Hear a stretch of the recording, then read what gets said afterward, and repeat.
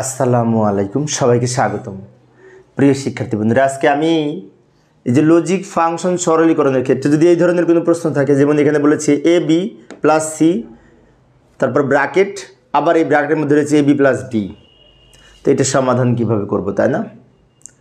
তো আমরা একটা কাজ করতে পারি, সেটি হচ্ছে এই প্রথমে গুণ করে নিব। এ বি এর সাথে এই দুটো গুণ করব, তারপর প্লাস দিয়ে এই সি এর সাথেও এই দুটো গুণ করব। ভালো করে লক্ষ্য করি, এ বি এর সাথে যদি এ বি গুণ করি, এই এ বি ইন্টু এই এ বি, তাহলে এটার সাথে এটা গুণ করলাম, প্লাস আবার এটার সাথে এটাও গুণ করব, তাহলে এ বি ডি হবে। অর্থাৎ এইটার সাথে এই দুটো গুণ করে লিখলাম, প্লাস দিব, সি এর সাথেও এই দুটো গুণ করব। সি এর সাথে যদি এ বি গুণ করি, তাহলে এ বি সি হবে, এ বি ইন্টু সি হবে, প্লাস আবার সি এর সাথে যদি ডি গুণ করি, সি ডি হবে।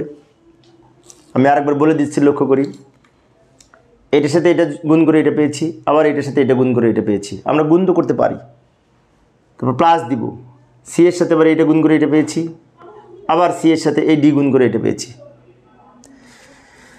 এবার আমরা আরও সামনে আগাবো। এখন একটি বিষয়, সেটি হচ্ছে A B R A B, দুইটা এ বি গুণ করে কিন্তু একটা হয়, কারণ বুলিয়ান অ্যালজেব্রায় আমরা যে অ্যান্ড মৌলিক অপারেশন দেখেছি, সেখানে লক্ষ্য করেছি এ আর এ গুণ করে এ হয়।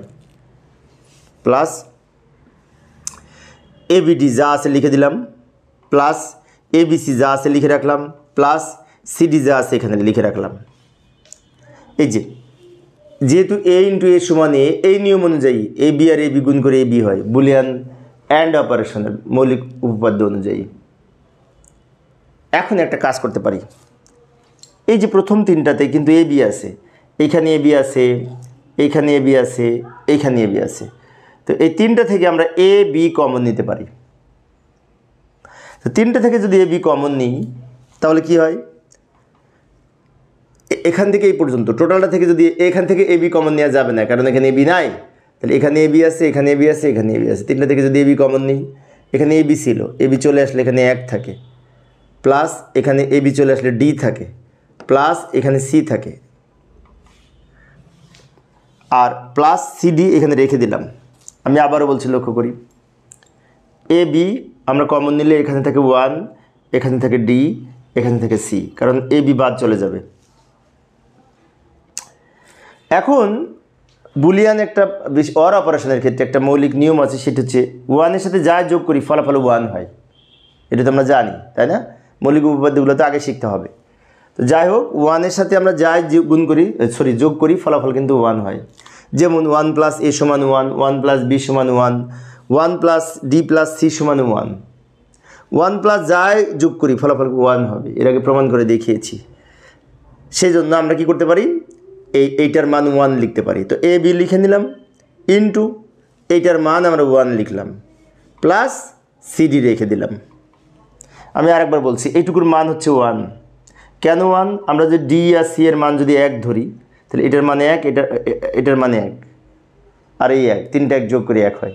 অথবা যদি এই দুটার মান 0 ধরি, তাও কিন্তু 0 সাথে 1 যোগ করে 1 হয়। সেজন্য 1 এর সাথে যা থাকুক না কেন, তার যোগ করে ফলাফল 1 হয়, এটা আমরা খেয়াল রাখবো।